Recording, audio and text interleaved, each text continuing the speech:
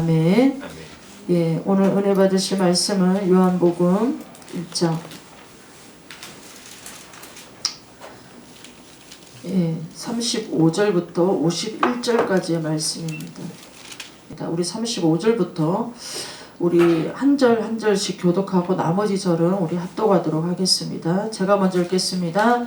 또 이튿날 요한이 자기 제자 중 두 사람과 함께 섰다가 예수께서 거니심을 보고 말하되 보라 하나님의 어린양이로다. 두 제자가 그의 말을 듣고 예수를 따르거늘 예수께서 돌이켜 건너는 것을 보시고 물어 이르시되 무엇을 구하느냐 하되 아비여 어디 계시오니까 하니 랍비를 번역하면 선생이라. 예수께서 이르시되 와서 보라. 그러므로 그들이 가서 계신 데를 보고 그날 함께 거하니 때가 10시쯤 되었더라. 요한의 말을 듣고 예수를 따르는 두 사람 중에 하나는 시몬이 베드로를 대하더라. 그가 먼저 자기의 형제 시몬을 찾아 말하되 우리가 메시아를 만났다 하고 메시아는 번역하면 그리스도라. 데리고 예수께서 오니 예수께서 보시고 이르시되 내가 요한의 아들 시몬이니 장사 게바라 하시니라. 게바는 번역하면 베드로라. 이튿날 예수께서 갈릴리로 나아가려 하시다가 빌립을 만나 이르되 나를 따르라 하시니 빌립은 안드레와 베드로와 한 동네 베세다 사람이라. 빌립이 나다나엘을 찾아 이르되 모세가 율법에 기록하였고 여러 선지자가 기록한 그 일을 우리가 만났으니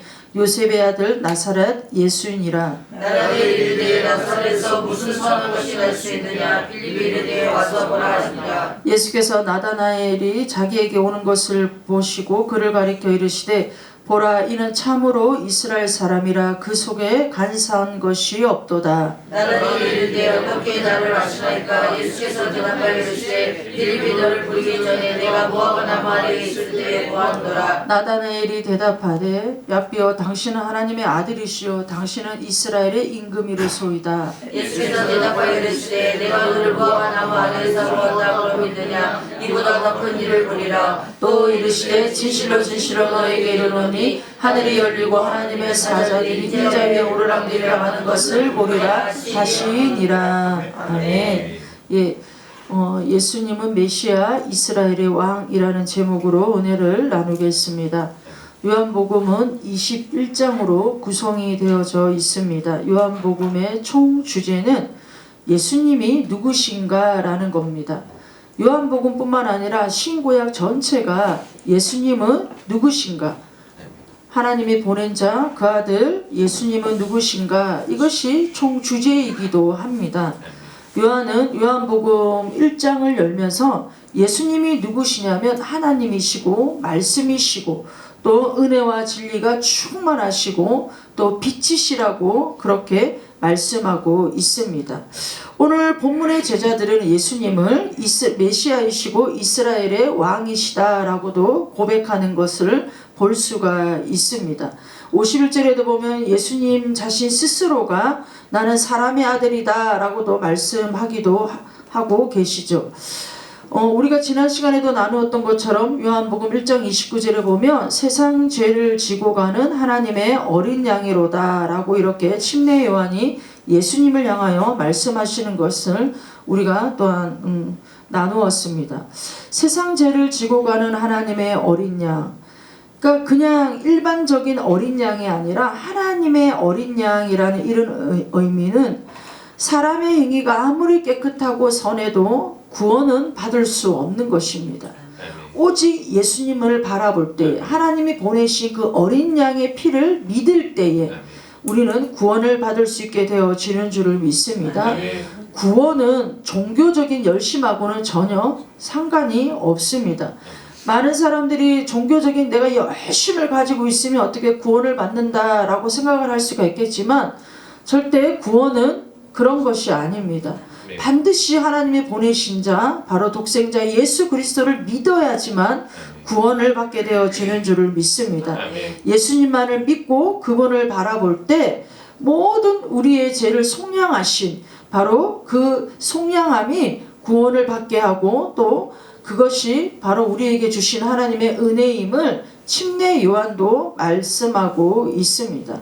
오늘 35절부터 51절까지의 말씀을 보아도 1장 36절에도 또 한 번 요한이 말합니다. 예수께서 거니심을 보고 말하되 보라 하나님의 어린 양이로다. 29절의 말씀과 같이 하는 거죠. 그러니까 예수님을 이스라엘에 드러내는 역할을 하는 자가 바로 침례 요한의 바로 그런 부름받은 사명입니다. 침례 요한이 나는 물로 침례를 베푸는 자이지만 내 뒤에 오시는 이는 성령으로 침례를 베풀 자이다 라고 예수님을 소개하고 있는 거죠. 그러니까 예수님이 소개되어지고, 그러니까 예수님을 소개함과 동시에 이제 침례 요한의 사역은 끝을 맺습니다. 끝을 맺습니다. 정말 예수님의 전령사로서 예수님을 소개하는 것으로 이제 침례 요한의 사역은 이제 마치게 되어집니다. 그 마치게 되어지면서 3장 30절에 보면 그는 흥하여야겠고 나는 쇠하여야 하리라 라고 이렇게 고백하는 것을 우리는 또 알 수가 있는 거죠. 이스라엘의 구속자이시고 메시아이시고 또 대언자가 오시는데 바로 그분은 성령으로 침례를 베풀 자이다 라고 고백을 하는 거죠. 침례 요한은 사역이 마감되면서 이제 예수님의 사역이 이제 시작이 되어집니다. 예수님의 사역이 시작되어질 때 제일 처음에 하셨던 게 무엇입니까? 우리 마태복음과 누가복음에 보면 광야에서 40일 동안 금식하시고 난 다음에 마귀에게 시험을 받으셨다라고 되어져 있습니다. 그러나 요한복음에서는 예수님의 사역이 시작되면서 제자들을 부르시는 바로 그 사역을 기록하고 있습니다. 그러니까 제자들을 임명하는 그런 사역이 먼저 기록이 되어져 있습니다. 그러니까 제자들이 예수님을 만나고 나서 하는 고백이 메시아이다 라고 고백을 하고 있는 거죠. 41절에도 그렇게 고백을 하고 있고 49절에는 이스라엘의 왕이다 라고 고백하고 있습니다. 그러니까 이들이 말하는 메시아다, 이스라엘의 왕이다 이렇게 고백하는 것은 정말 영적인 그런 메시아, 이스라엘 왕을 말씀하고 있는 것이 아니라 바로 그 당시에 이들은 정말 이 나라가 로마의 압제 속에 정말 그렇게 핍박을 받는 이것을 구원해 줄 자를 기다리고 있던 그런 상황이었던 거죠. 그래서 우리나라를 구원해 줄 그 메시아 이스라엘 왕으로 예수님을 생각하고 있었던 것입니다. 그래서 보면 여러분 정말 예수님을 믿는다라고 하는 것은 사실 쉬운 일은 아닙니다. 여러분 예수님을 믿는다라는 게 어떻습니까? 여러분들은 쉽습니까? 결코 사실 쉬운 일은 아닙니다. 창조와 생명과 구원의 주가 되신 그리스도를 발견하는 일은 사실 결코 쉬운 일은 아닙니다. 만약에 이것이 쉬운 일이었다면 한 사람도 믿지 않는 사람이 아마 없을 겁니다. 여러분 우리가 전도를 하고 복음을 전하고 아무리 하나님은 살아계시고 예수님은 그분의 아들이고 그분을 통하여 우리는 구원받을 수 있다라고 여러분 복음을 듣지 못한 사람은 한 사람도 없습니다. 여러분 어떤 모양으로도 복음은 들었을 겁니다. 그런데도 여러분 믿는 자들은 소수이죠. 소수. 그러니까 여러분 이 예수님을 발견한다는 일은 결코 쉬운 일도 아닙니다. 그러니까 듣는 것까지는 듣고 교회에 나와도 이 예수님을 만난다라는 거 영접한다라는 것 또한 쉬운 일은 아니다라는 겁니다. 그분을 영접하고 영원히 그분의 제자로 따르는 그런 삶은 더욱 그리하는 거죠. 오직 여러분 그리스도를 따를 수 있는 사람들은 어떠한 사람이냐면 예수님을 자기의 최고의 가치를 두는 사람만이 예수님을 따를 수가 있습니다. 그래서 예수님께서 제자들을 말씀하실 때 자기를 부인해야 되고 그 다음에 날마다 자기에게 지어진 십자가를 지고 예수님을 따라야 된다라고 말씀하셨습니다. 여러분 이게 그냥 글로 기록이 되어져 있지만 결코 사람이 여러분 자기를 부인한다라는 건 쉬운 일이 아니죠. 저도 마찬가지입니다. 매일매일 나를 부인하여 산다는 삶은 쉬운 일이 아니죠. 참으로 어렵습니다. 머리로는 여러분 다 알고 있죠. 말씀을 하도 읽고 듣고 하니까 알고 있죠. 그러나 이 머릿속에 있는 것이 삶으로 녹여져 나오는 게 결코 쉬운 일은 아니더라고요. 결코 쉬운 일은 아닙니다. 예수님께 최고의 가치를 두고 있는 자들만이 그분을 따를 수가 있는 거예요. 그분의 제자가 될 수 있는 겁니다. 우리가 우리가 예수님의 모든 사역들을 보아도 여러분 예수님께서 오병이의 기적을 베푸시고 많은 병자들을 고치시고 기적을 베푸시는 걸 보고 많은 무리들이 따랐습니다. 많은 무리들이 따랐습니다. 그런데 여러분 제자로는 따르지 않았습니다. 그러니까 예수님께서 그들을 보고 배부르게 해준 까닭으로 나를 따르느냐라고 그들에게도 예수님께서 물어보셨던 것과 같이 참으로 그분이 어떤 기적을 베풀고 나에게 어떤 필요한 것들을 채워줘서 정말 그분을 따르는 그런 삶은 어느 종교에도 여러분 할 수 있다라는 거예요. 그러나 정말 내 인생에 내 삶에 최고의 어느 가치를 두고 정말 이분 한 분만이면 나의 모든 삶이 다 어렵고 힘들고 고난이 오고 고통이 오고 그 어떤 연약함 가운데 있다고 할지라도 그 마음이 변치 않는 그것이 여러분 결코 쉬운 것들이 아니더라라는 겁니다. 오늘 이렇게 본문에도 보면 먼저 두 제자를 부르시는 내용이 나옵니다. 그러니까 이 누가복음 3장에 보면 침례 요한에 대해서 유대 광야에서 침례 요한은 사역을 했었고 또 엘리야 영을 가진 자다라고 말하고 있습니다. 하나님의 말씀에 강력하게 붙들려서 그 말씀을 불같이 전하던 사람이 바로 침례 요한입니다. 그러면서 이 침례 요한이 했던 사역이 물로 침례를 베풀면서 회개에 합당한 열매를 맺어야 하나님의 나라에 들어갈 수 있다라는 강력한 메시지를 전했습니다. 그럴 때 너무나도 많은 사람들이 제자로 따랐습니다. 침례 요한을. 그런데 여러분 그렇게 많은 사람들이 침례 요한의 선포를 듣고 제자가 되었습니다. 근데 침례 요한의 사역이 이제 끝날 때가 되어져 가니까 이 40절에 보면 요한의 말을 듣고 예수를 따르는 두 사람 중에 하나는 시몬 베드로의 형제 안드레다 라고 기록이 되어져 있습니다. 그러니까 두 사람 안드레와 이 사도 요한도 침례 요한의 제자였습니다.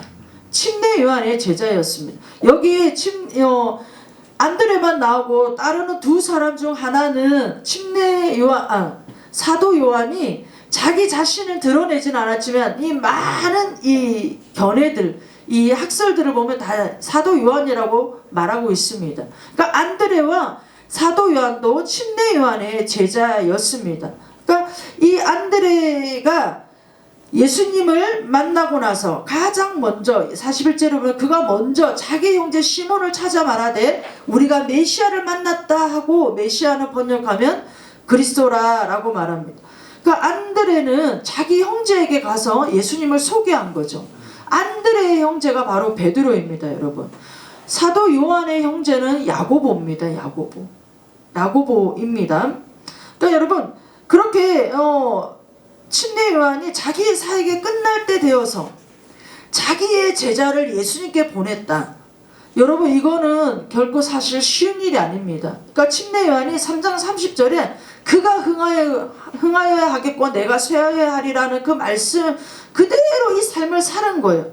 여러분 사실 우리 한국 교회에는 나의 성도를 다른 교회로 보낸다 있을 수 없는 일이에요. 정말 있을 수가. 그게 10,000명 교회든 20,000명 교회에서 여러분 한 명이 빠지는 거 별 크게 느껴지지 않겠지만 그것은 그 단임 목사로서 큰 거예요. 절대 어느 한 사람도 여러분 다른 교회로 가는 것을 원치 않으십니다.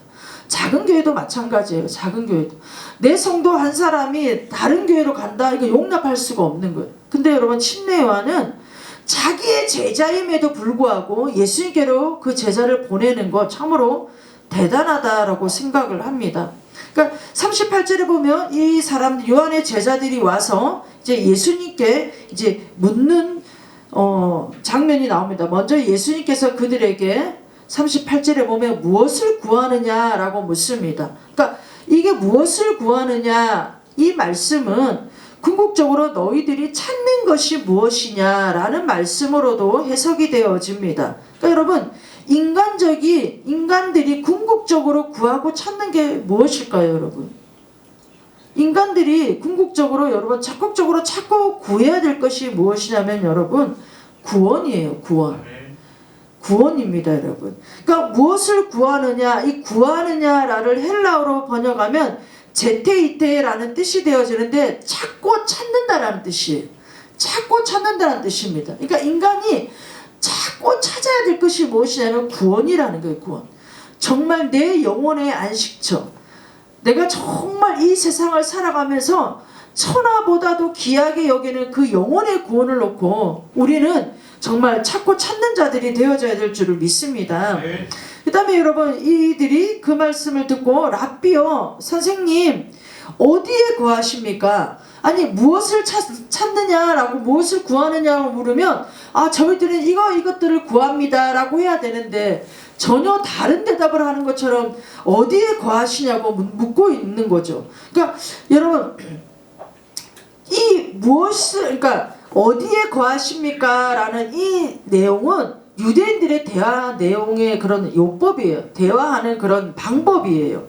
두 사람이 자신들의 전부를 걸고 따라도 되는 선생님인지 그것이 알고 싶어서 깊은 대화를 한번 나눠보고 싶습니다. 이런 뜻이 담겨져 있는 거예요. 이게 유대인들의 대화법입니다, 여러분. 그러니까 예수님께서 그들에게 무엇을 찾느냐라고 물었을 때 그들은 예수님께 선생님 깊은 대화를 한번 나눠보고 싶습니다. 이런 뜻이 되어지는 거겠죠. 그래서 여러분 예수님께서 그러면 와서 보라 라고 그들에게 말을 합니다. 그러니까 와서 보라라는 것은 궁극적으로 너희들이 찾게 될 그것을 찾게 될 것이다. 이런 뜻을 담고 있는 겁니다. 그러니까 여러분 안드레가 그런 예수님을 만나고 나서 변화가 되어졌죠. 41절에.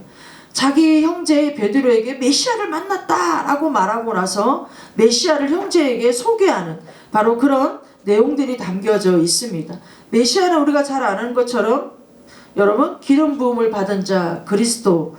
이 안드레는 여러분 사실 성경상에 뭐 사도행전에 봐도 설교를 했다 교회를 세 이런 내용은 전혀 없어요. 근데 안드레가 했던 사역은 어떤 사역이냐면 정말 여러분 오병이어에 예수님이 기적을 베푸실 때에도 어린아이가 가지고 있던 그 도시락을 예수님께로 가져가서 인도하는 그런 사역을 안드레는 했었습니다, 여러분. 그 다음에 여러분 베드로를 인도했죠. 자기 형제를 인도했습니다.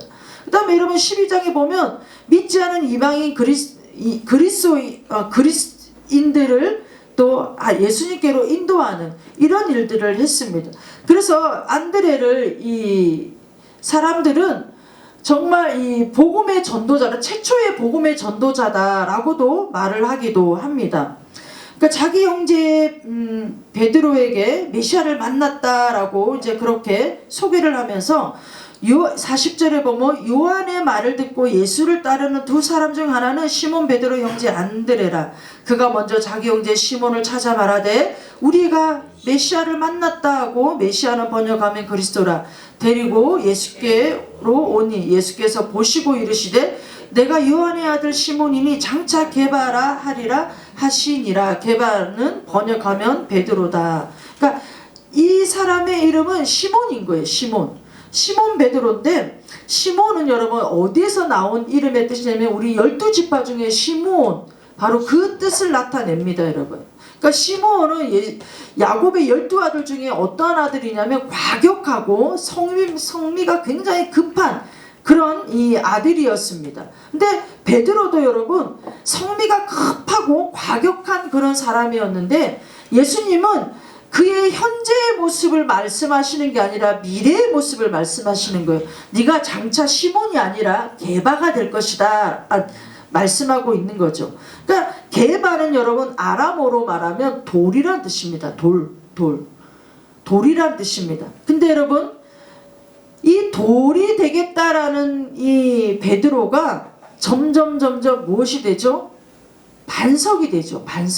반석이 되는 겁니다. 그러니까 3년 반 동안 예수님을 따라다니는 제자로서 또 부활하신 주님을 만나고 나서 돌에서 반석으로 변화가 되어지는 거죠.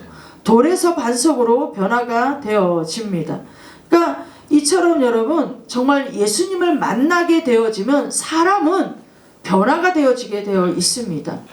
변화가 되어지게 되어 있습니다. 우리도 여러분 사실 쓸모없는 돌이었잖아요. 돌. 우리도 쓸모없는 돌이었습니다. 그러나 예수님을 알고 또 알고 또 알고 또 알고 또 여러분 말씀과 성령으로 그분을 여러분 만나고 또 만나고 또 만나고 또 만나다 보니까 여러분 우리가 점점점 저와 여러분들도 돌에서 반석으로 변화되어지고 있는 그런 과정인 줄을 믿습니다. 그러니까 여러분 인생에 있어서 예수님을 만나기만 하면 인생은 반드시 변화가 되어지게 되어 있습니다. 그래서 이 사도 요한과 안드레가 처음으로 예수님을 만나고 그의 제자가 되고 또 이 사람이 또 다른 두 사람을 부르는 바로 그런 장면이 43절부터 이제 51절까지 나오고 있습니다. 43절에 보면 이튿날 예수께서 갈릴리로 나아가려 하시다가 빌립을 만나 이르시되 나를 따르라 하시니 빌립에게 나를 따르라 하심. 그러니까 여러분 바로 그리스도인들은 단순한 거예요. 사실 복잡하지는 않습니다. 이 믿음이라는 게 여러분 사실 굉장히 어려운 것 같지만 단순해요. 믿음은.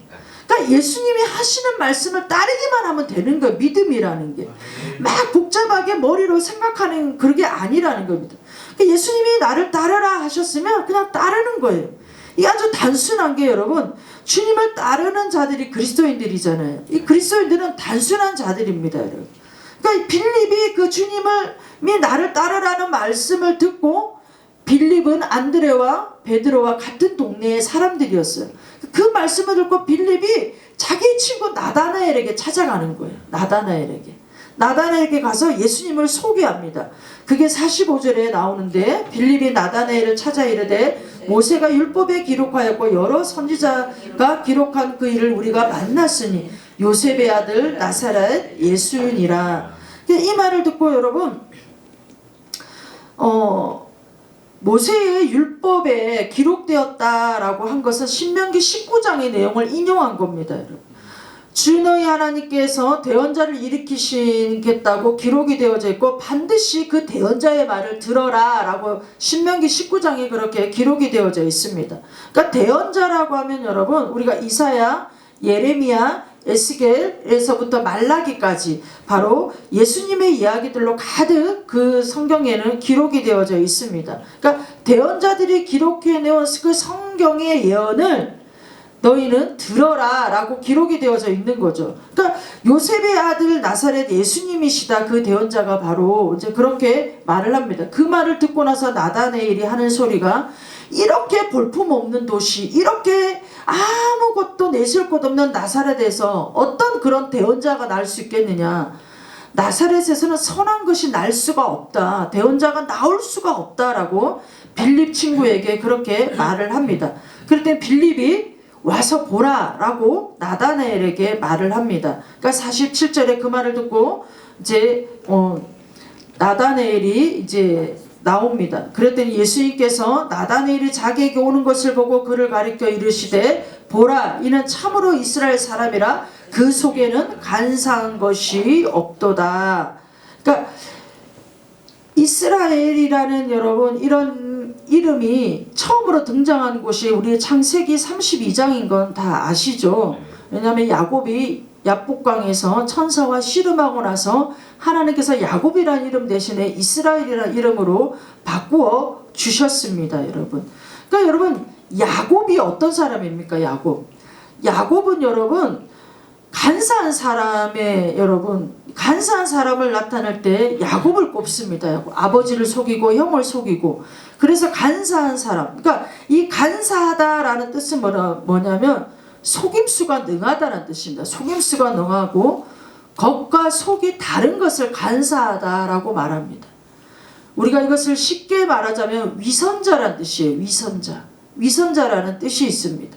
그러니까 여러분 간사함이 없어야 예수님을 제대로 믿을 수가 있습니다. 우리가 나다나엘과 예수님의 대화를 보면 간사함이 없어야 예수님을 제대로 믿을 수가 있다는 것을 알 수가 있습니다.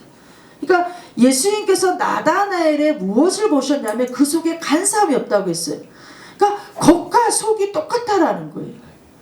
이 사람은 잔머리를 굴리는 사람이 아니라는 거예요. 위선자가 아니라는 것을 말씀하고 있는 겁니다.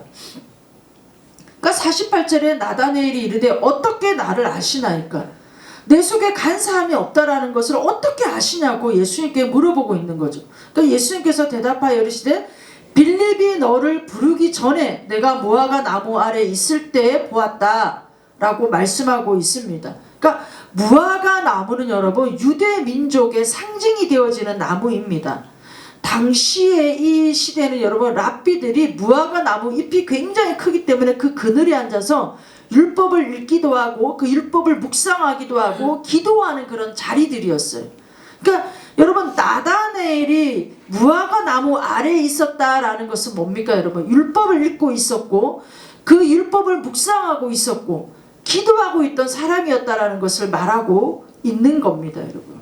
그러니까 여러분 정말 은밀하게 여러분 나다네엘은 말씀으로 교제하고 있었던 거죠. 하나님과 교통하고 교제하고 있었던 거죠. 그것을 예수님이 보셨다라는 것을 말씀하고 있습니다.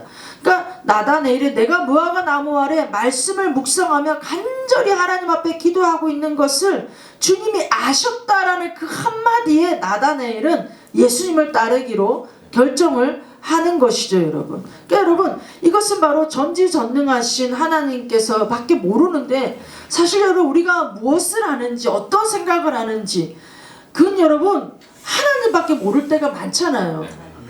근데 그것을 하나님이 아셨다라는 그것 때문에 나다네엘은 아 정말 이분은 하나님의 아들 메시아이시구나 라는 것을 인정할 수밖에 없었던 것이죠. 그러니까 여러분 우리가 굉장한 이 어려움에 처하거나 어떤 은밀한 중에 어떤 일을 했다 할 때 기도할 때 주님이 내가 너를 안다. 여러분 그 말 한마디에 우리의 모든 마음이 씻겨져 내려가지 않습니까 여러분? 저도 그런 경험들이 굉장히 많습니다. 혼자 울 때도 많고 혼자 공부해서 정말 어떻게 탄식하고 있을 때 그럴 때 정말 하나님께 나와서 기도하면 내가 너를 안다 할 때 그 말 한마디에 여러분 그 모든 어려움들이 눈녹듯이 다 녹아지고 주님이 나를 안다라는 그 한마디에 여러분 모든 시름들이 다 없어지는 것을 많이 경험을 했었습니다. 저는 그래서 나다네엘이 어떤 심정에서 주님에게 이렇게 반응을 하는지 저는 조금은 이해를 할 수 있을 것 같습니다. 그러니까 여러분 간사함이 없는 이것 신약 시대에 와서 바울은 무엇을 이 간사함으로 말하냐면 깨끗한 양심을 말하는 거예요. 깨끗한 양심, 순수한 양심. 그러니까 잔머리를 굴리지 않는 거예요. 잔머리를. 그러니까 장깨를 내지 않는 거예요. 이게 여러분 바로 구원받은 사람들의 특징입니다. 구원받은 사람들의 특징이 되어집니다. 그랬더니 나다네엘이 49절에 예수님에 대하여 당신은 정말 하나님의 아들이시오 이스라엘의 임금입니다 라고 그렇게 고백을 하는 겁니다. 근데 그 고백을 듣고 예수님께서 50절과 51절에 이제 축복의 말씀을 주십니다. 예수께서 대답하여 이르시되 내가 너를 무화과 나무 아래서 보았다 함으로 믿느냐 이보다 더 큰 일을 보리라. 또 이르시되 진실로 진실로 너희에게 이르노니 하늘이 열리고 하나님의 사자들이 인자 위에 오르락 내리락 하는 것을 보리라 하시니라. 이보다도 더 큰 일을 보게 될 것이다. 이게 여러분 예수님께서 약속해 주시는 거죠. 그러니까 진실로 진실로 내게가 아니라 나다네엘에게가 아니라 너희에게로 말씀하고 있습니다. 그러니까 예수님을 신뢰하는 모든 자를 말하고 있는 거죠.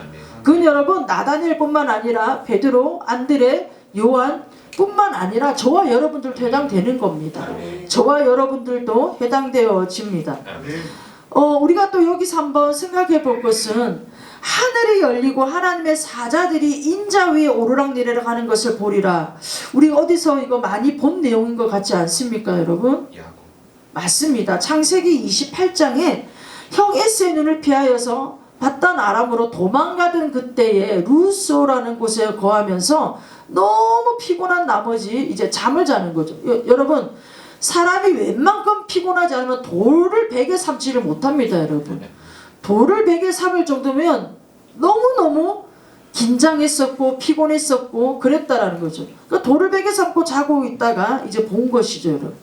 그때는 여러분 하늘이 열리면서 사닥다리가 내려왔습니다. 사닥다리가 내려와서 천사들이 오르락 내리락 하는 것을 야곱이 이제 보게 되어졌던 것이죠. 하늘과 이 땅에 야곱의 중보자의 역할을 했던 것이 무엇이냐면 사닥다리인 거죠. 사닥다리. 하늘에서부터 내려온. 그래서 그 사닥다리를 통하여서 천사들이 오르락 내리락 하면서 야곱에게 하나님 주신 메시지가 뭐냐면 내가 너를 지키고 보호한다라는 뜻이죠. 지키고 보호한다라는 그런 뜻이 되어지는 겁니다.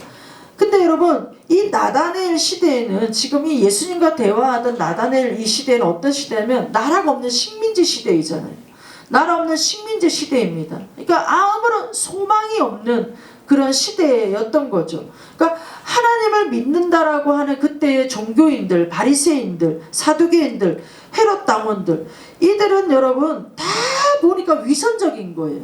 하나님을 믿는다고 하는데 나다넬이 보기에는 다 위선적인 거예요. 하나님을 위선적으로 섬기고 있는 겁니다. 그랬더니 나다넬이 정말 그런 이 상황 가운데 너무나도 힘들고 어려운 상황인 거예요. 소망이 없는 거예요. 그러니까 그 무화과 나무 아래서 정말 주님을 간절히 찾고 정말 이 나라가 하나님 이대로 이렇게 하나님을 진정 믿는 그런 믿음의 사람들이 없는 이런 상태로 이 나라는 이대로 망해야 되는 겁니까? 라는 그런 심정으로 저는 기도했을 거라고 생각을 합니다. 그럴 때 예수님께서 나다나엘에게 정말 이 소망을 가질 수 있도록 큰 일을 보게 될 것이고 하늘이 열리고 하나님의 사자들이 인자 위에 오르락 내리락 하는 것을 보리라. 이 인자라는 말은 사람의 아들이란 뜻이죠. 그러니까 결국 예수님 자신을 나타내는 겁니다. 야곱의 때에는 그 사닥다리가 어떤 중보자의 역할을 하는 그런 상징적인 거였다면 예수님 본인 자체가 내가 정말 하나님과 이 세상을 잇는 하나님과 사람을 잇는 중보자로서 내가 정말 너희들을 지키고 보호하겠다라는 그런 의미가 담겨져 있는 것이죠, 여러분.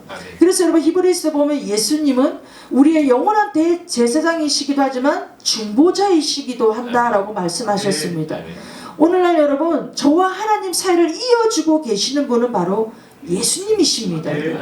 우리가 정말 하나님과 우리 사이에 예수님이 딱 서 계시기 때문에 우리가 정말 그 은혜의 보좌 앞에도 예수님 때문에 담력을 가지고 그냥 나아갈 수 있게 되어지는 것이고 우리가 이 세상 살아가면서 어렵고 힘들고 또 기쁘거나 슬프거나 모든 우리 일상의 모든 삶을 그 예수님을 통하여 우리가 또 하나님 앞에 그것이 상달되어지게 되어지는 겁니다.